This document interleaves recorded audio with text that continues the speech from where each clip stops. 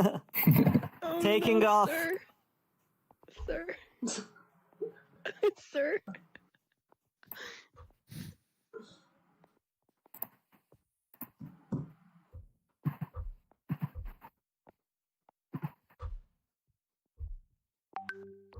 So I'm gonna set my camera and start to record this conversation.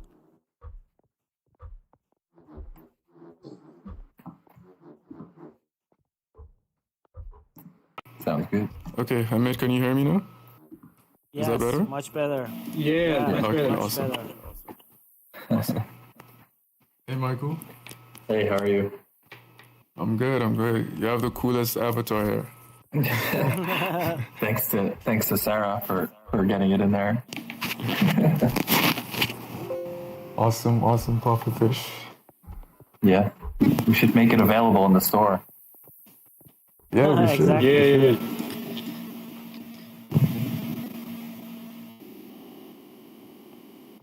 I remember, Michael, when you choosing the name for pufferfish, you asked me maybe call it werewolf or something like that. Yeah, there was 2 different options. Yeah. I think pufferfish was the better one. Yeah, much better.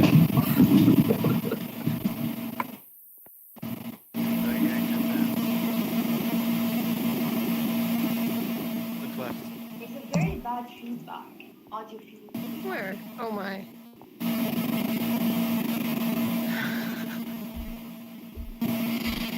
I think that might be also coming from Fasil. Oh, I want to levitate. Like, it's gone now. I don't know if that was Fasil that just turned off his mic.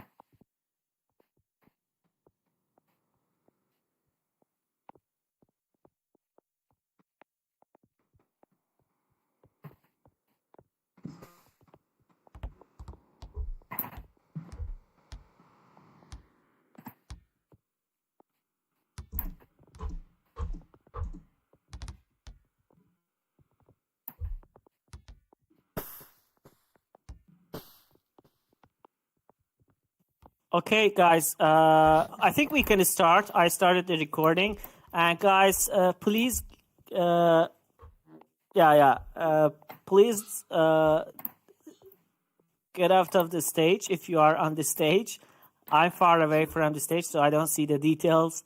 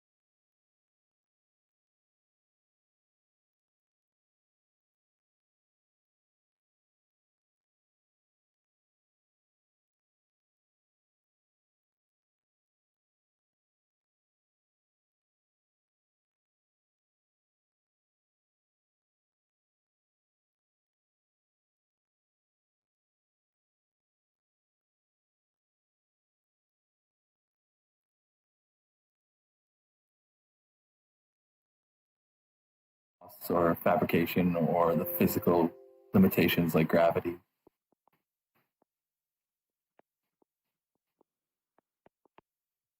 Yeah, amazing. So, do you consider your products being in virtual spacing when designing, or?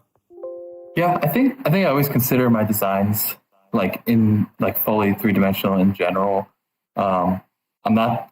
I don't usually like. I'm not one to like sketch or draw. So often, I typically go right into 3D and stay there the entire time.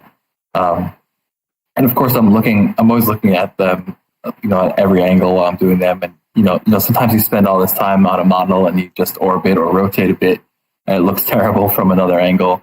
And I actually think VR is a great way to experience or view this kind of work that I do and others do, because there's so many interesting views and new details to discover when you can move around the object and really examine it.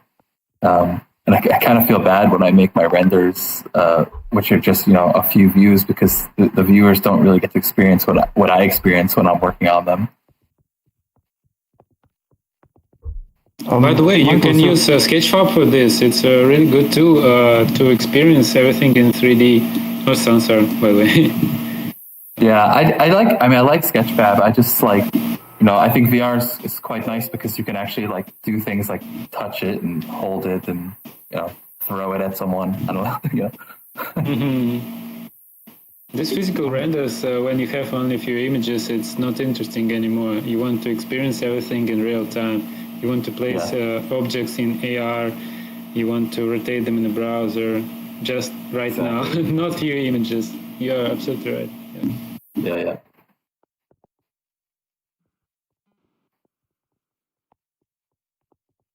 Yeah, amazing. And you are also at Nike a computational designer. What do you think if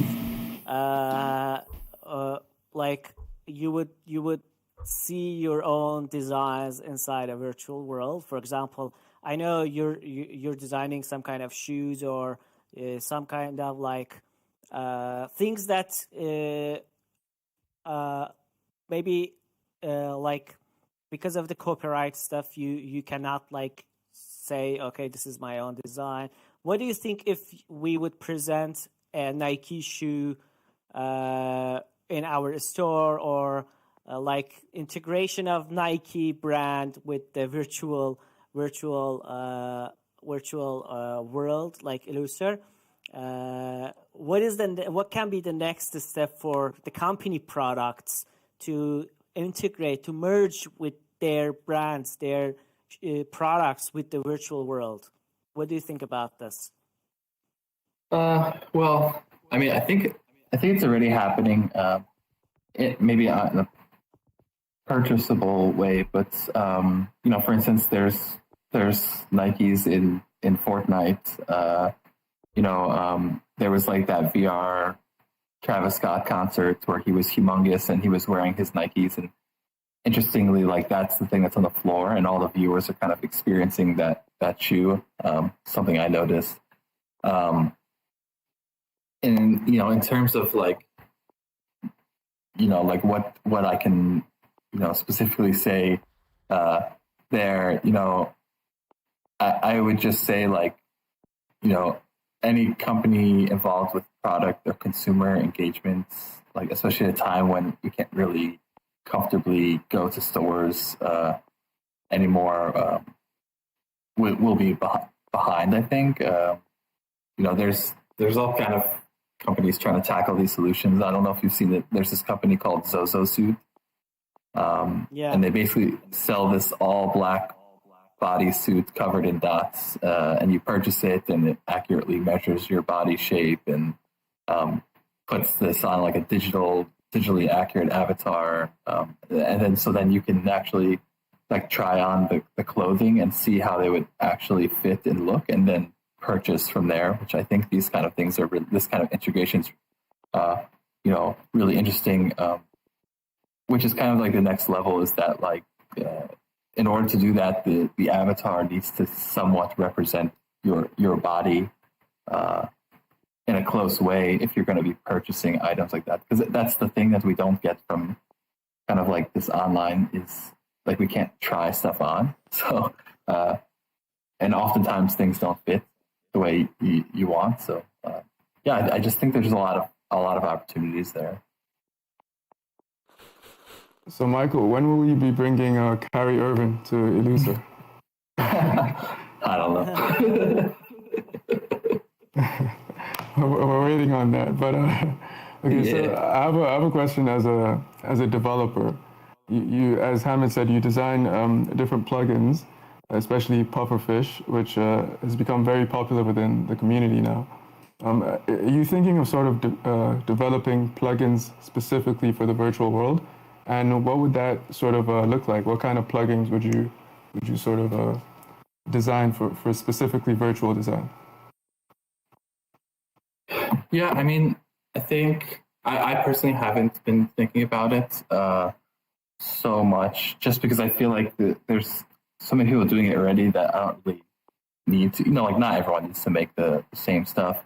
I think the important things, plugins that would be needed for something like VR, is really things that deal with like meshes and mesh decimation reduction in really smart and optimized ways. You see now with like Rhino's got this quad remesher. It's really promising. And of course you have ZBrush, decimation master, which is what I use to actually lower my poly counts to get my models in here. You have the ZBrush remesher and Dynamesh.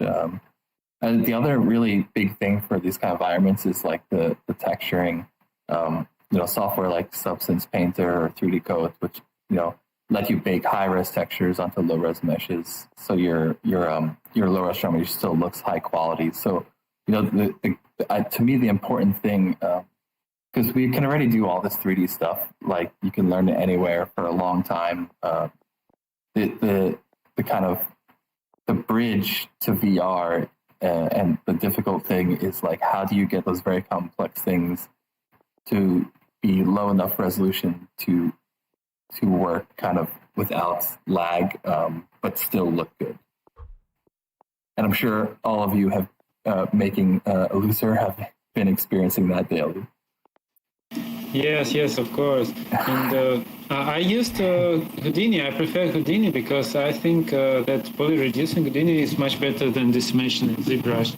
But it's up to everyone what to use. I mean, I think there's so many options. As you know, Unreal 5 will have this option of automatic downgrading the geometry. So all line will change and no one need to bake normal maps anymore. So let's wait for it. Maybe this technology comes to Sunset too. So yeah, that'd be cool. Dude, virtual. Yeah, I mean, I guess the only other issue is like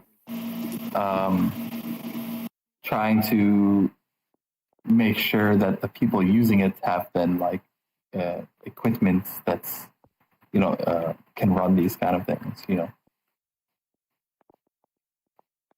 Absolutely. So dude, please move from the scene. Yeah, it seems like a lot of the sort of future problems. A lot of the future problems of sort of VR design has to do with optimization and processing power of computers. Once we get kind of supercomputers or quantum computers out here, what do you think the new problems would be? What do you think the sort of future adaptations of design and parameters would be that we look at?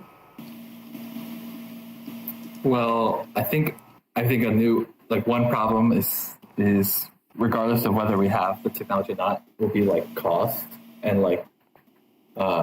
cost is another thing. And then with like quantum computers and supercomputers is still like internet latency. Like if we want to connect all these people, just because I have a fast computer doesn't mean that everyone does or whatever.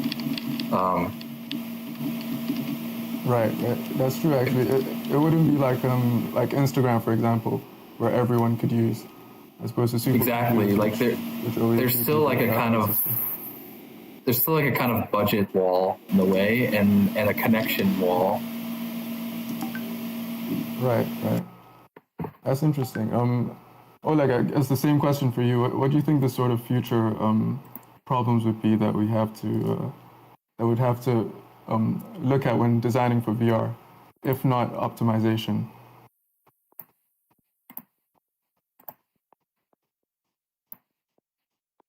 Oleg, Oleg, are you there? Oleg is not I'm here. Sorry. There were some technical issues. Oh, okay. Sorry, guys. Did you have a question? I was just asking. No, if you will repeat, then it will be cool. Sorry. Yeah, so I was asking. So currently, like most of the problems have to do with optimization and like processing power of computers. If we kind of fix that problem, what do you think the new problem would be? If you will fix the problem of computational power, we will become virtual beings. Really, we can create any number of realities like we have now. So it's always a computational power. Maybe then the problem would be that no one will want to leave. Yeah. Maybe everyone will become one mind. All humanity will become one mind. I don't know. Or we will create another realities where another beings will live. I don't know. Computational power is it's kind of complicated problem. It's like discretization in world mechanics. That's why everyone talking about we are living in simulation, because our world have some discretization aspects that every game and every computational thing have. So I don't think we will go out from this problem of computational power. And it's like money. You never have enough. Yeah, it's true. I mean, like you know, like I would just reiterate, the issue is even if we do, it's like how do you get that same power to everyone equally? Otherwise, like if not everyone has it, then it's kind of in a way falls apart. That's interesting. I think in the future though, like, because what happens with like new technology is over time it kind of becomes cheaper and more accessible. Kind of like mobile phones in the 90s, right? Only like a certain amount of people had them. And then over time it kind of became cheaper and more accessible to people. That's what I'm thinking of, like supercomputers in the future, where, you know, all of us would kind of have it as chips in our brains when Elon Musk's Neuralink does that, right? But once that happens, then the kind of common trend is that these companies still need to make money. The common trend is then you'll be charged for time. Everything is kind of cloud time based. Maybe I don't know. Maybe you'd be charged per minute of being in VR or something. I don't know. Yeah, Michael, what do you think? You've designed many like thousands of 3D objects, like Don't with throw balls at him. pufferfish. Yes. Don't throw balls at him. Okay, you've designed. Sorry, there was some noise in the background.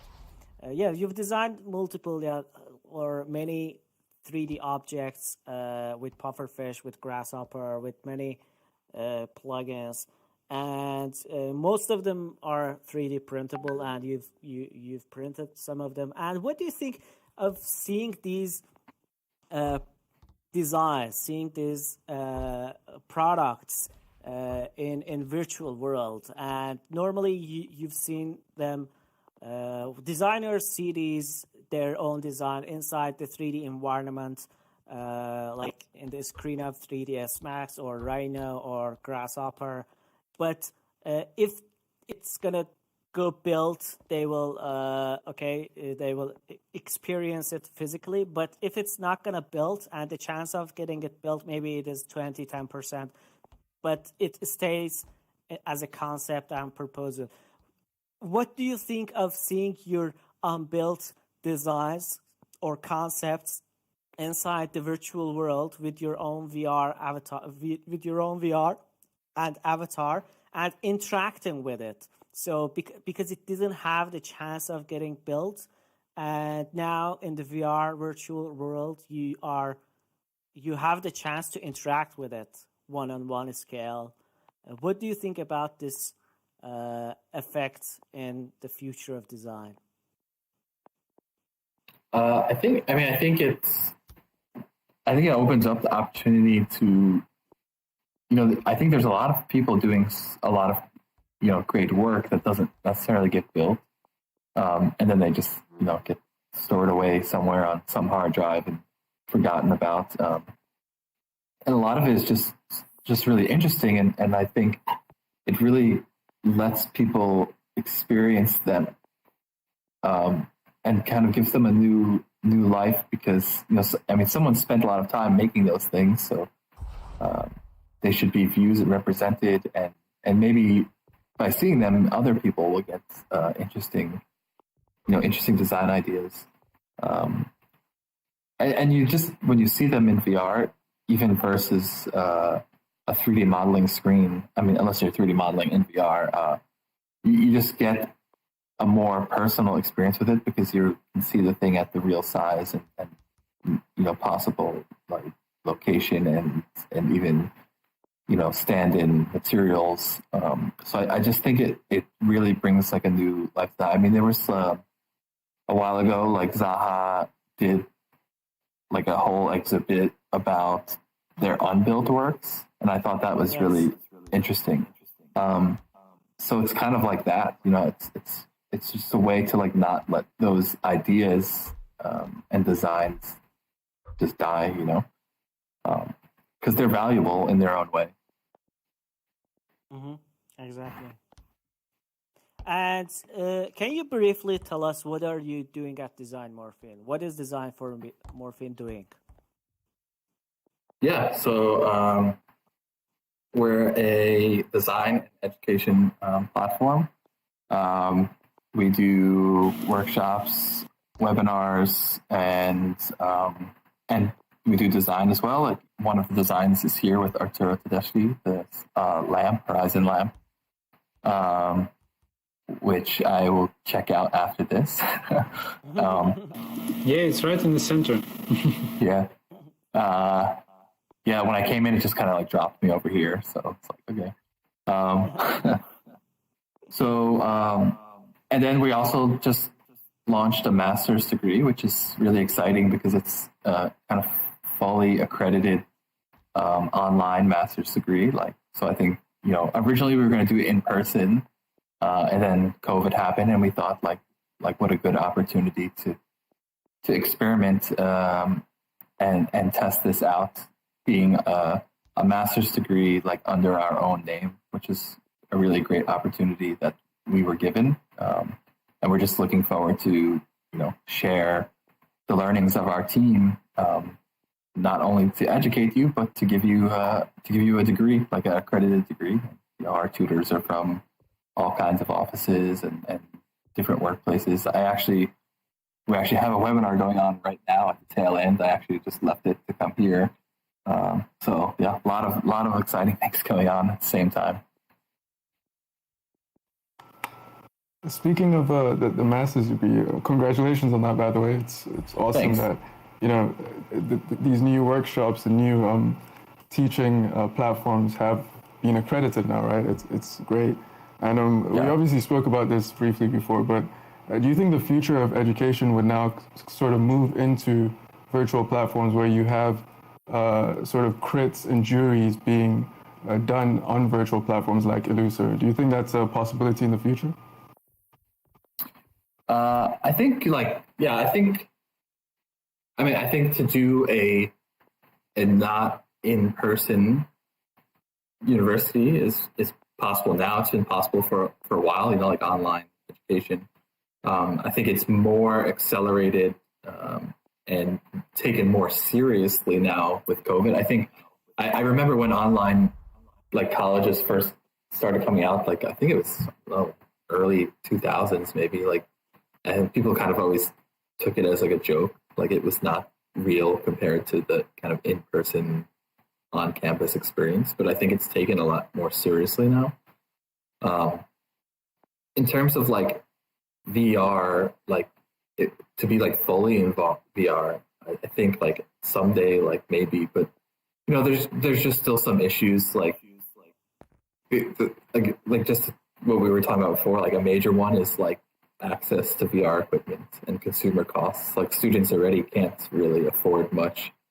You know, I was actually just talking with Hamid the other day, and he was telling me that the Oculus 2 wasn't even out yet in Turkey, and the listed price was twice what it is in the US. So I think a lot of people can't afford the equipment or the processing power to officially run these things. So I mean, it's good that like things like Illusorr let you also go into like a desktop mode, but then it's like, are you giving some students a better experience or a worse experience than others?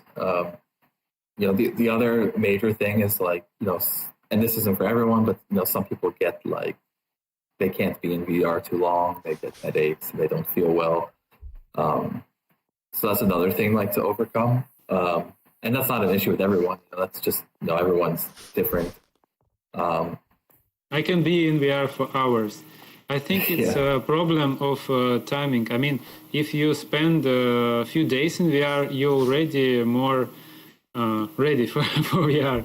I mean, it's a problem of timing. First time, of course, you will have headache, but second time, it's less headache, and that's it. Yeah. But, you know, there's people that are like very susceptible to like flashing lights and stuff like that. You know, so it's like some people just can't. And then, you know, the other major thing that I noticed with this, even just like with coordinating a webinar, is like just when you open things online, you're opening to people around the world, and trying to coordinate everyone in the same time is quite difficult, because it's like 9 a.m. where I am, 1 in the morning where someone else is.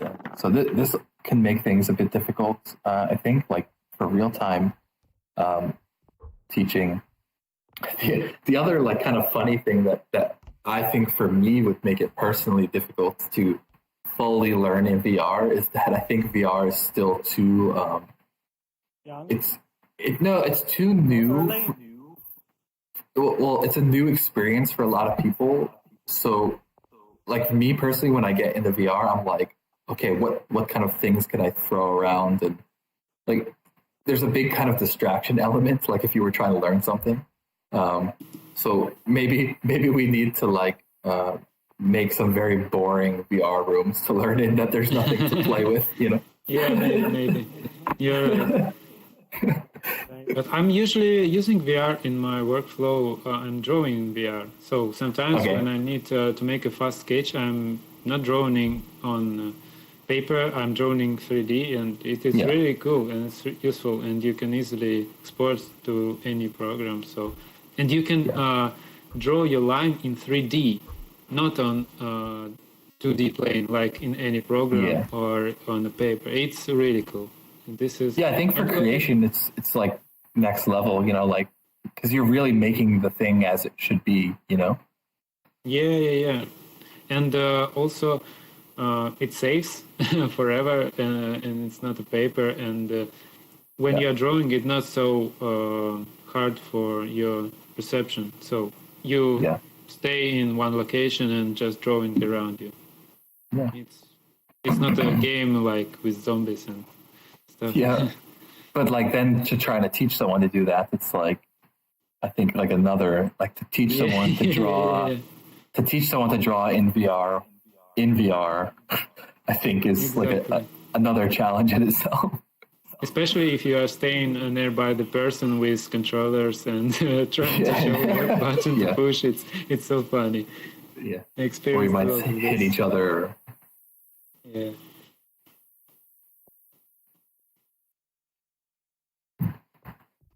Do we have any questions from our audience? Okay, you want to ask something? I have a question on sort of designing for VR. You know how, Michael, you have a sort of a design aesthetic, right? Design language that you sort of develop with certain tools and it's become almost like a school of thought of its own from design morphine. And Oleg, you also have a sort of design language that you've developed based on your methodology. I'm wondering if there's going to be a design language specifically for VR, sort of a designing for VR that becomes its own sort of aesthetic that people recognize outside of VR. Yeah, I would say, like, from what I've noticed, like, even if you just look at the Nexus here and even like Illusorr and a lot of these other worlds, I don't know if there's like a geometrical aesthetic, but there's definitely like an atmospheric aesthetic in terms of like these like flashing lights, floating stuff, like neon signs. I mean, there's definitely like an atmospheric thing going on. It's very kind of Ghost in the Shell.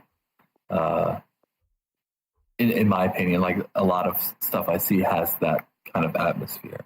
I don't know what you think about that, but like. Right. Yeah, I definitely do agree. It probably comes from sort of the lack of restrictions there. There's no gravity, so things can float. You don't need sunlight in certain spaces, so you can have whatever kind of space. And well, I think it's here, by the way. But you could turn it off if you wanted, I'm sure. Yes, I can. But yeah, we could just all float to the ceiling with a push of Oleg's button there. But I think it's because we all grow up seeing all these movies like Ghost in the Shell, Blade Runner. Like we're kind of fed this thing, and we can never experience it. So now we can make these things, and it's like these are the kind of things we want to experience it because we've seen them so much. Right. And we're born with them until now. And I was actually showing when I first saw the Illusorr space, I was showing Oleg and Sarah and Hamid the scene from The Abyss where they see the underwater alien world, and it looks like so much like Illusorr. And again, it's just because that's like the kind of sci-fi aesthetic, and even like this space looks nothing like the Sensar Nexus, but there is somehow an atmosphere's connection to the two, if you know what I mean. It's because of shaders. It's because of shaders. No, but I noticed it a lot, even a lot of the other worlds, except for the Hello Kitty world. Yeah. But do you think someday we will exit this human perception things? I mean, can we exit these symbols and vision with the floors, walls, and maybe we will go other dimension? I don't know. I think it's just hard to think about because, like, how can you...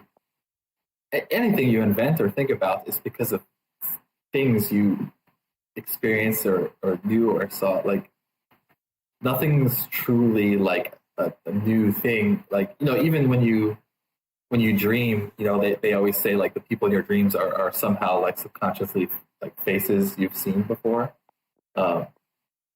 It's like if I told you right now, like draw a new animal, it's almost impossible because you're gonna be pulling from like things. It's gonna have fangs. It's gonna have this, so it's very, very difficult.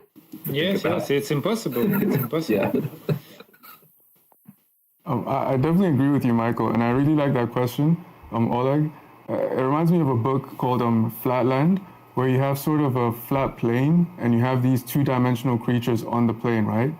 And then this other sort of three-dimensional creature comes in, and he sort of starts talking to them about a 3D world, which they don't understand, and then he has to like take them outside of the 2D plane to allow them to see 3 dimensions.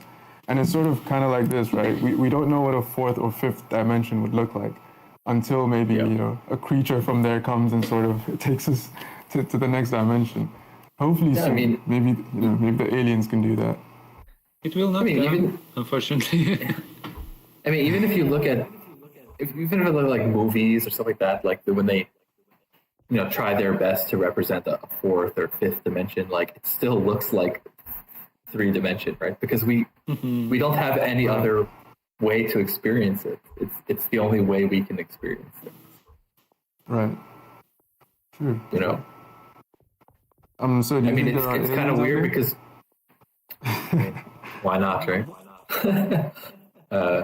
I think it would probably be naive to say that we're the only thing. But I mean, even right now, like there's multiple instances of this Illusorr world overlaid on top of each other, and we can't see those other people, and they can't see us. So, someone could be standing in the same place as me right now, for all I know. Yeah, it's a good example, by the way, of virtual You're only property of the yelling. world. You're only yelling at people to get off the stage in this world. They might be on the stage in the other one.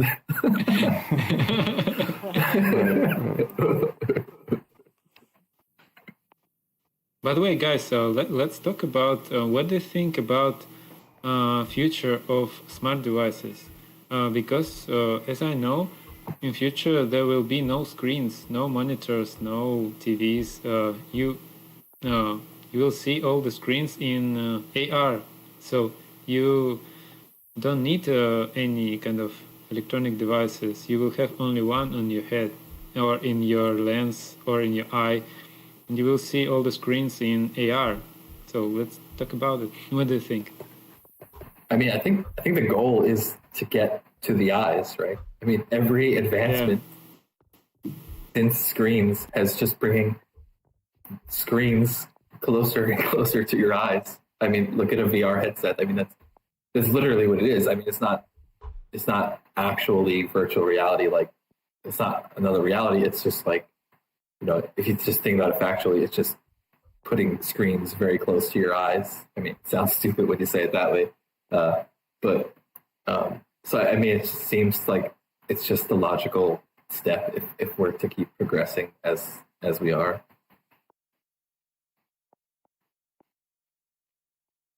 So someday you think it will go right to the eye? Well, it will be from the eye, or like all this stuff you see in Black Mirrors and that. Who knows what's possible with the things like that Elon is working on, and with like Neuralinks and this. I mean, there's just so many. I think it's what everyone's trying to get to. Like VR as it is now is just kind of, to me, a supplement for what we actually want. It's just it's just a stand-in until we can get there. It's like VR reminds me of VR right now reminds me of those, like a few years back, those 2-wheel things everyone was running around calling hoverboards, but it's not actually hovering, right? It's just like we all want a hoverboard, but that was the kind of closest we can get right now, So. Yeah, I What do you remember think the that future fake is video with magnetic board. Yeah, exactly. Yeah. Actually, I'm not really fan of these AR screens. I think external device might work better. I like phone in my hand. I don't know why, because maybe it's because I'm using it a lot. So extension objects like phone, I would prefer it in my hand, not in a screen in front of me, or because while I'm watching something else, I can also type a message, or I can do other things as well. So if AR screens are about to come, they should be so optimized with the user experience than user interface, I think. So that would be a big challenge for the designers of this world as well. Well, I think it's pretty obvious, because I mean, you saw what happened with like the Google Glass, where, in my opinion, it was just not ready. And then it wasn't used, and people weren't interested. And that's kind of like the danger of launching things too soon. when either the product is just not there yet, or people just aren't interested or ready to use it yet. I think if it always takes something, like, I think, like, honestly, who really heard of Zoom before COVID, No one. so it really takes I heard about something. it too. But you know what I mean? Like, I think, a lot of people, like, from what I know, were using things like Facebook, Messenger, video, or Skype. Like, Skype just kind of like disappeared like overnight with Zoom. It just takes the right thing at the right time when people are ready for it, and that's kind of how things work. But maybe we need to prepare people. I think all this filter stuff in Instagram and this sensor and everything is just preparing for something much more interesting. Well, exactly. That's what the VR headset is doing right now too. It's just kind of like warming you up until you get there. So it's not like a total system shock. What do you think the there is? Like, what are we trying to get to? Like, with the VR headsets and the Google glasses, like, what do you think the future of the VR actually is? What is the potential that we're trying to reach? I don't know. I think people are just, I don't know, like, looking for, like, like, why do people play video games or watch like movies, or like, I think people are just looking for something outside of reality. I think, reality is not always so interesting. And I think for a lot of people too, it's just not, like, a lot of people don't have a great reality or even can't, like, afford maybe to do, like, really exciting things. That's a good thing. Like, okay, like, equipment is expensive, but, like, the experiences are cheap and easy to get to. Right. And do you think, when we do reach that, let's say Elon Musk kind of brings out Neuralink within the next 5 years, and it's able to sort of interface with our brains and create amazing realities in our brains, do you think that would completely replace sort of physical experiences? Because right now, I think the biggest restriction with VR is that we can see things and we can hear things. We can't really smell, touch, or taste things within VR.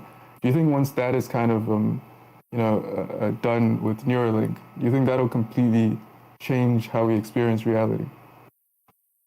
Yeah, I think, at that point, then it's like, what's the difference? Then it's getting, like, super philosophical. Like, if you can feel and breathe and smell and hear, and, like, then it's like it's the Matrix, basically. It's like the real world. It's so. Yeah, we're actually talking about this with Oleg. You're saying, virtual reality is real. It's just a different kind of reality than physical reality, which is of course. You just see the image.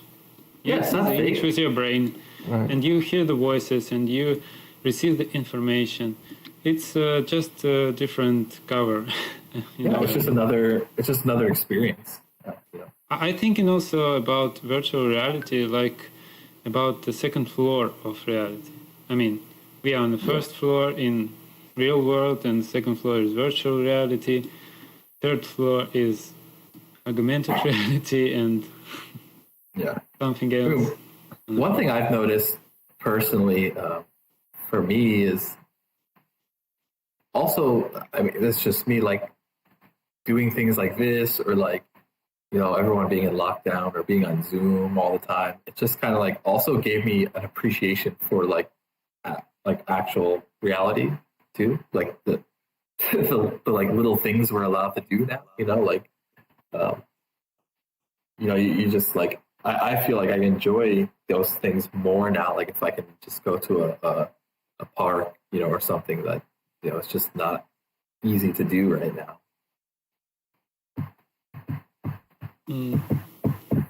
So, maybe in a way, like, these kind of things could also give you a better appreciation for the real things around as well. You mean to you divide them now? So you divide virtual world and real world now, more. Well, I mean, in more clear way. The two experiences, like maybe because we're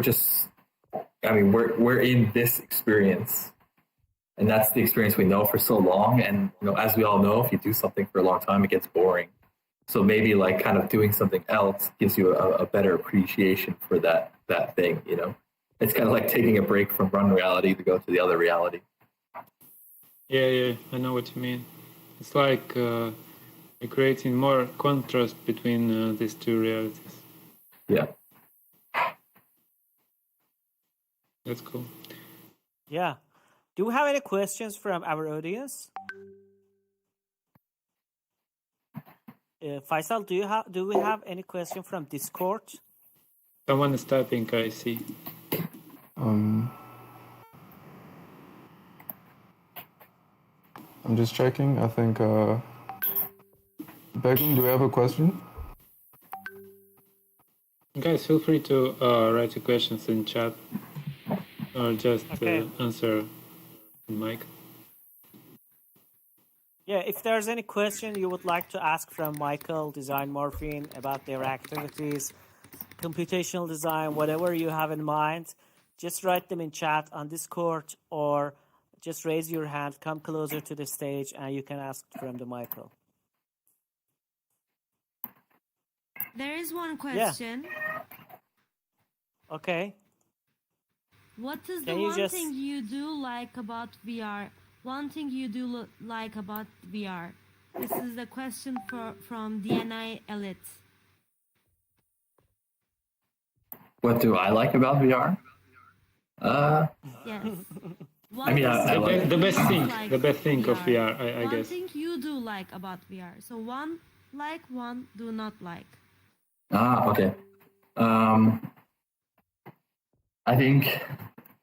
mean, the thing I like the most about VR, and I think I mentioned kind of before, is like the kind of unexpected interaction with objects. Like when I get in, like that's the first thing I'm looking for.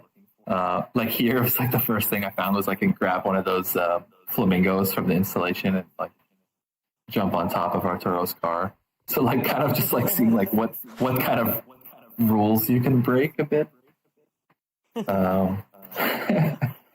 Amazing. Yeah. But I mean, that's why like I think those games that are really about nothing are the most popular games. Like the Office Simulator. It's just a game about like kind of wrecking things in an office for the most part. But it's so much fun. So you like broke the games, like break the games. You like to find bugs.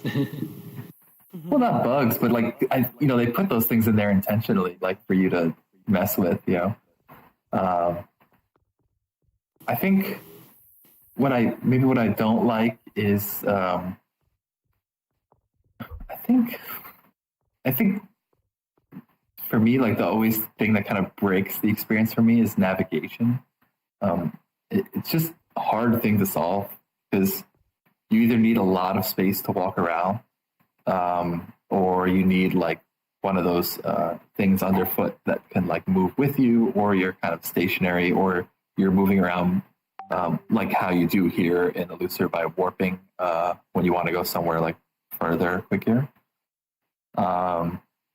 So I just think that like to me that's a big thing that like breaks the experience for me.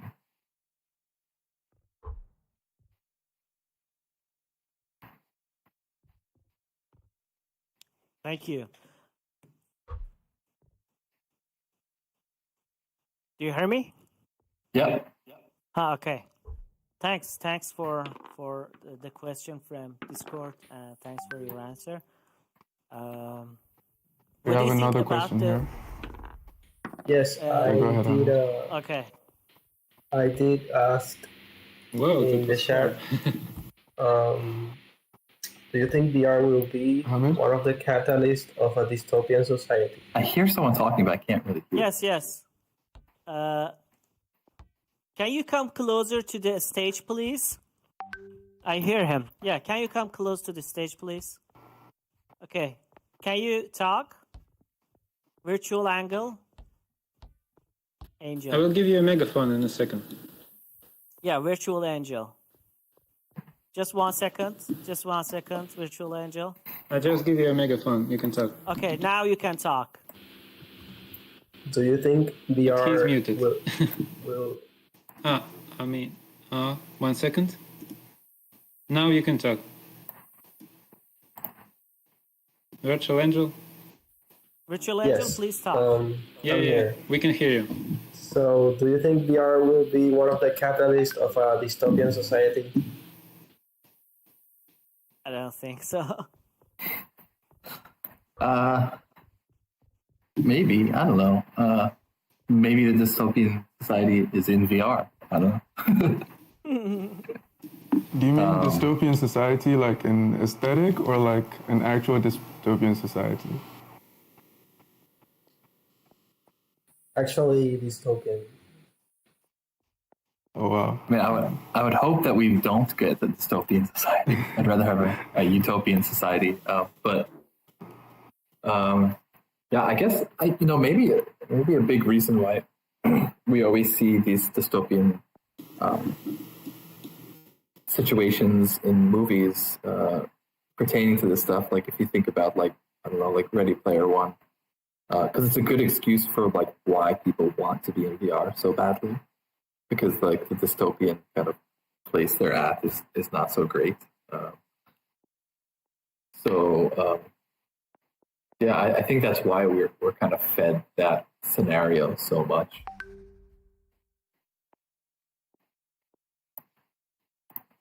Maybe we're already in dystopian society.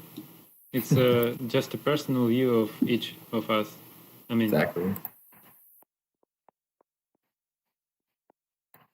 Yeah. Amazing. Any other questions, guys?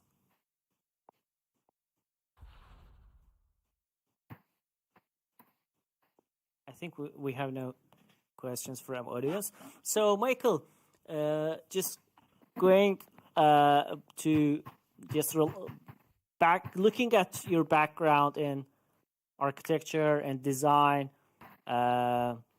product design, can you also talk about this transition that you had from architecture to computational designer and ending up with the product designer and also computational designer at Nike? How was this transition from architecture to product designer at Nike? Yeah, I mean, for me, it was pretty seamless because the tools are the same. Like that was an important thing, and that's the nice thing about computational design, is that it's not really locked into a specific type of work. The tools are pretty applicable everywhere, and then it just comes down to like manufacturing.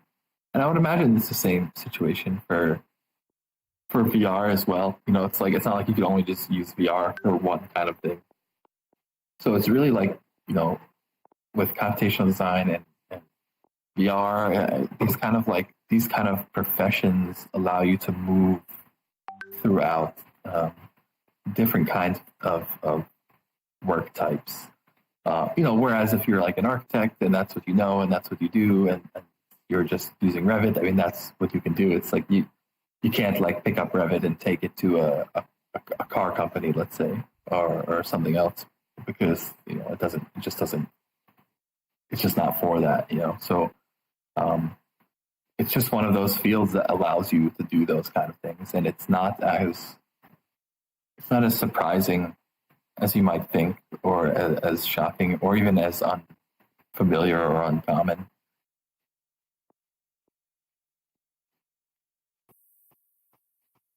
I think this is a great question from Virtual Angel. Do you think architects have the same importance in the role of designing virtual spaces, or are they less relevant since anyone can design a virtual space and not depend on structure and technical knowledge? I would say anyone could put things in VR, but not anyone can design a virtual space because, and the reason I think architects are so good at it is again like mainly like navigation. Like if this was just like a messy junk of geometries floating around, like we wouldn't know what to do, you know. Like so, there needs to be some like, you know, we have this talk and Hamid says come to the auditorium. You can understand how you get to the auditorium. So there is, you know, it's just like in video games, like level design is very important. Like it's not just like, it's more than just like putting things in VR, but if you're going to occupy them, there should be a familiar way to occupy them, or at least some kind of instruction if the way is not familiar. And this just requires someone that understands like what the space needs. You know, we have this auditorium. We know that it needs places for people to sit. It needs a stage, albeit it's not conventional looking seating or a stage, but you can understand what to do here. I mean, no one went, okay, now you have to go over to this object and sit down and then look at this thing while we speak. You know, it was pretty intuitive. And I guess that's the point and the kind of difference of someone that understands what a occupiable space needs versus someone that maybe doesn't. Right, I completely agree.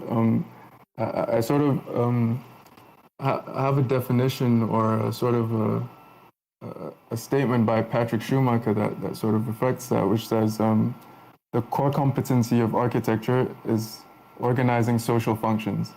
And I completely agree with that. It's, you know, it's not always about sort of just putting things together, but it's about organizing, you know, human functions and what humans do within space. So whether that's physical or it's virtual, like it needs someone to actually organize that. And, you know, not everyone can do that. You know, people go to universities and train for 5 years just to do that, right? So yeah, definitely agree with that. I mean, even this space here, it doesn't really have an instruction manual, but you can pretty easily understand where you should be going. Right.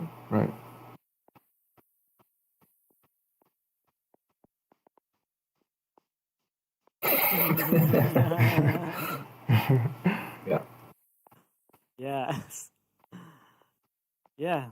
Thanks, There's Michael. another question here. Okay.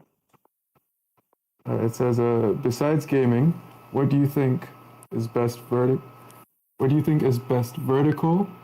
that VR could expand in? Oh, what do you think is the best vertical that VR could expand in? Besides gaming, well, I mean, obviously design. Yeah. That would be the next kind of best thing for me. And construction also, I think, too. Like, right.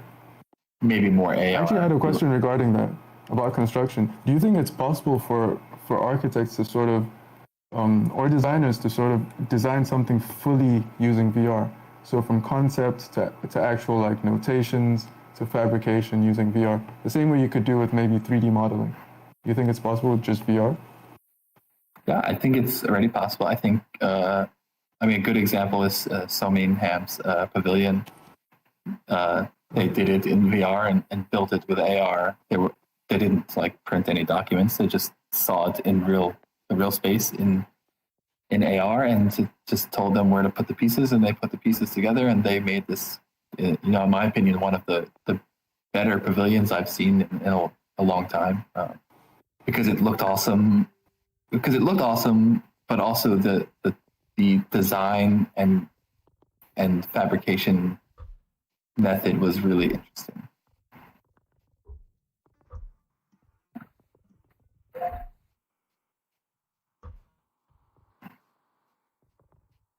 Yeah.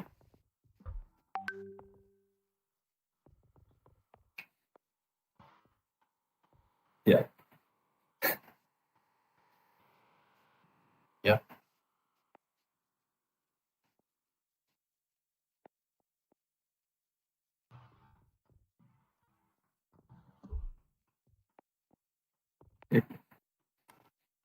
Yeah, there's another question from Kadzina. It's quite long. Kadzina, are you in the audience? Do you want to ask the question? Katzina. All right, I'll just ask it. It says, the blur between fantasy and reality is being blurred more and more through history. Do you think VR and AR could bridge the two worlds, especially in architecture? There are many paper architects, such as Leibowitz and Social System. Could a fantastic architecture become possible through this technology?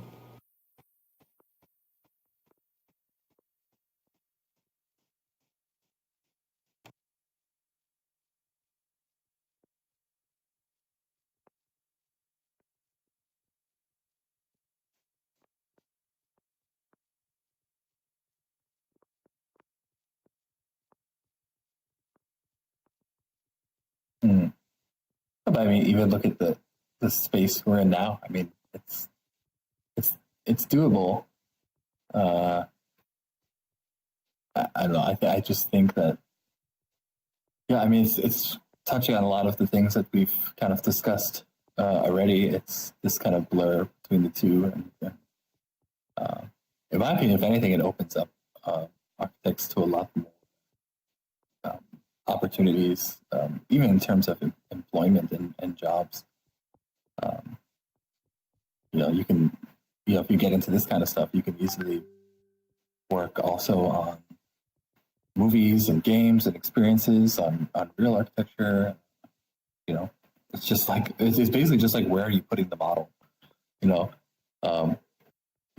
This staircase that's in front of me, this seating, it's a model, and then Oleg and these guys thought it's for Illusorr. So what they did was they optimized it and put it in here, but they could have easily said, well, we want to make it a real thing. So then they would take that geometry and maybe put it into something like Revit that makes construction documents, and then someone would build it. So it's just really interesting that all the places you can put these things.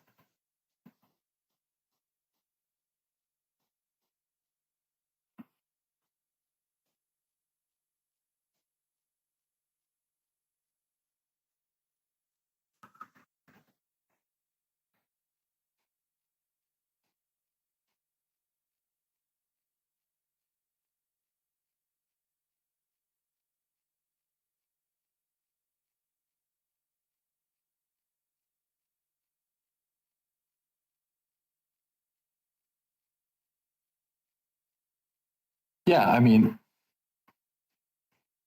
yeah, I mean, the only time you would need it is it's performative. If it's doing something, for climate or heating or cooling or shading, or like just think about like facade or so maybe things in the real world architecturally would kind of be maybe more optimized, and then expression could come through in AR if the cost is a limitation or something.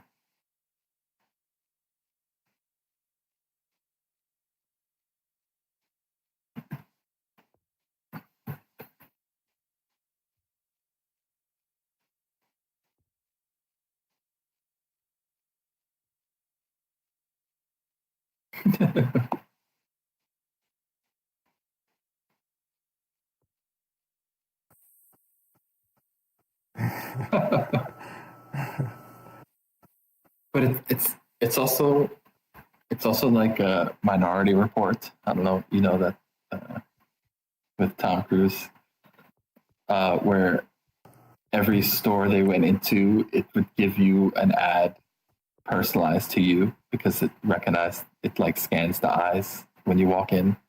So all the ads were like kind of calling him by name and showing his picture, like wearing the stuff. And of course, he only could see that. Everyone else was seeing themselves in the ads. To be honest, I wouldn't mind. I wouldn't mind living in a world like that.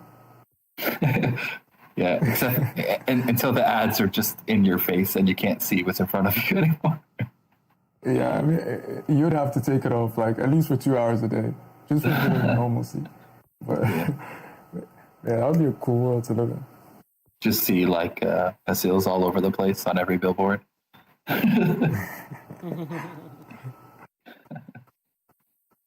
We have another question here from DNA Elite.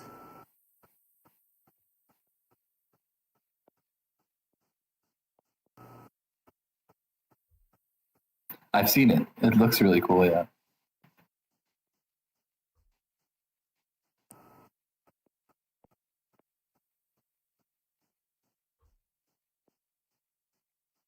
DNA Elite, are you in the audience?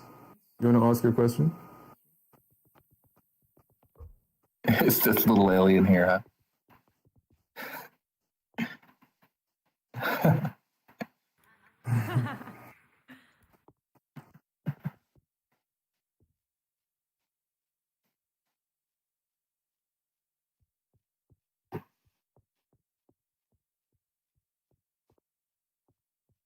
Yeah.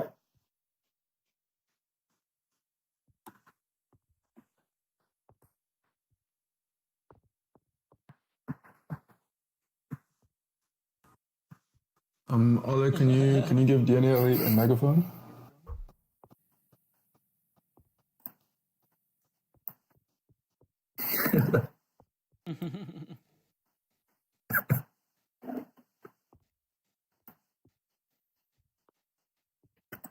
Okay.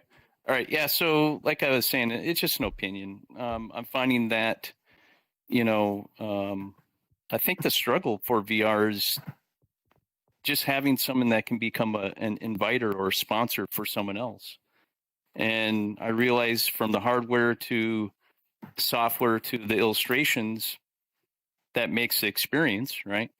It's really difficult, and we got to marry those all up before you actually present it to somebody. So, I mean, for me, nobody took me by the hand. I had to figure this out by myself. So, if there was a way that I think maybe from a smartphone, people get an introduction of what VR is all about and the value of it, I think this would scale faster. I think it's just not a matter of how it's going to be. It's going to be when it's going to happen. I think the real world, especially right now, I'm not using COVID-19 as a crutch, but a lot of industries have changed because of it. And I don't think, and one of the things that I think what's going to be changing is VR. It's not adopted yet. It's not at the point of where it's scalable yet until some company figures out how to be a concierge or a master of invite. Those are the ones that are going to, do well with it. But that's just my opinion. I was like, no different than my message here. I said, no different than doing a first time astral projection. You're like, what was that all about? And you're supposed to have a guide with you, right? So same thing with VR. We got to treat it almost like an astral projection. You got to have a guide. Yeah, I think, and also the difficult thing will be getting all these companies to agree on a kind of similar standard and guide. Right. Yeah. I haven't found anything else on the market that seems to trump what Sansar's doing right now. I think Sansar's got a really good product and service. And I think it's just a matter of how do we figure out how to get more in the worlds, right? And I was kind of like listening I'm still a novice at this. I'm actually picking up information from you folks on rendering and everything like that to get more in the worlds, because I think that's important. Yeah. Because if you just come in the world, there's just a chair and a desk, and then the room crashes, that's not going to be a very good experience.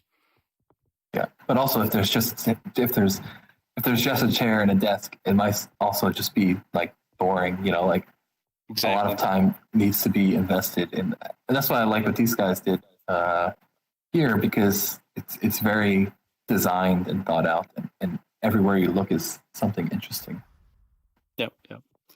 Yeah, so that's just my 2 cents. Thank you very much. This little alien is just so funny. The avatar is so funny.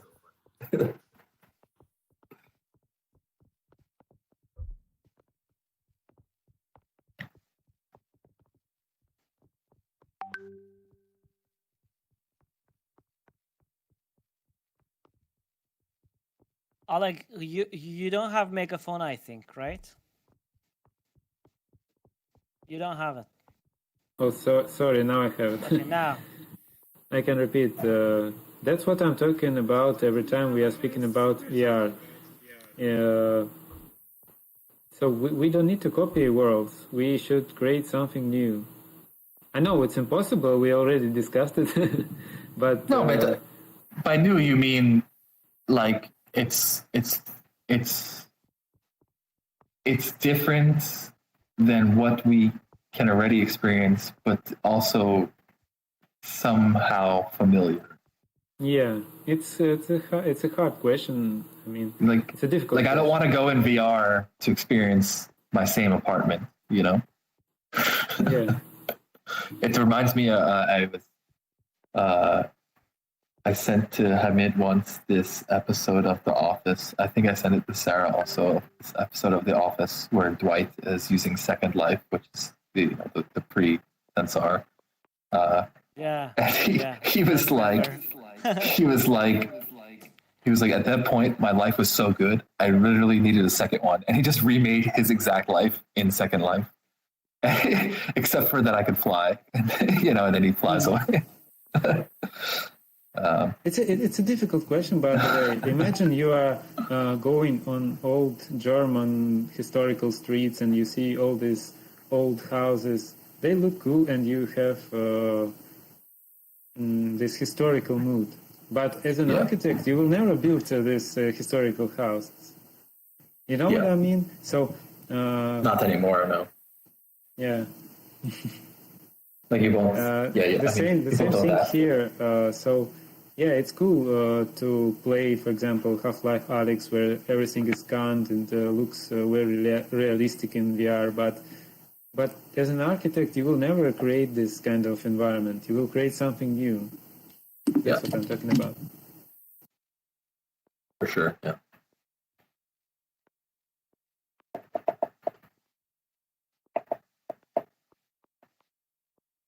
Questions? Yeah, do you have any more audience questions?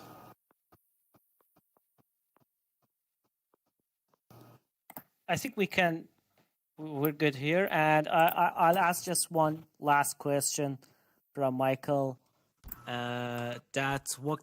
What kind of advice would you like to share with young designers, computational enthusiasts? I think just experiment, explore with all the new tech and methods we have coming out, and just definitely try to mix them together and use them in unexpected ways, and not to worry too much about the results as much as the learning process. The results are just temporary kind of stopping points, so you can always just keep going. Like, you don't have to really worry about things being perfect, especially in like an environment like this. Even like just the past 2 days, I've been coming to Illusorr. Like, I think every time I come, Oleg or someone has changed something. So it's a nonstop process. Like, you see what works, what doesn't work. You change things, you add things, you remove things, and just to put your explorations out there for other people to experience as well. Just don't worry. Don't take it too seriously. I mean, I'm here with a pufferfish helmet, so just you don't have to take it so seriously. Just have more fun with it. Yeah, it's really good advice. Thank you, Michael. Thanks for joining to this talk. Thank you for having me. Inspiring and so informative. I hope everyone enjoyed in the audience. Thanks again. Yeah, and go check out the exhibits. Awesome show, guys. Thank you.